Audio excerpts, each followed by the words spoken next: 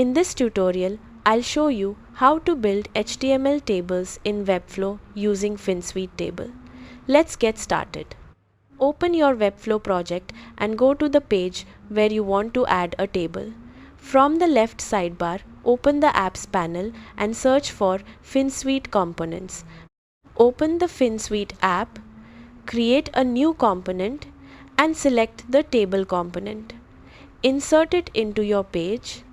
Edit the table by adding your own rows, columns, headings, and data.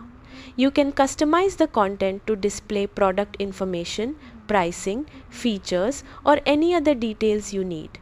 Use the Style panel in Webflow to adjust the table's colors, spacing, borders, and typography.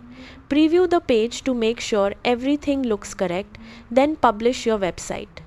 That's how to build HTML tables in Webflow using Finsweet Table.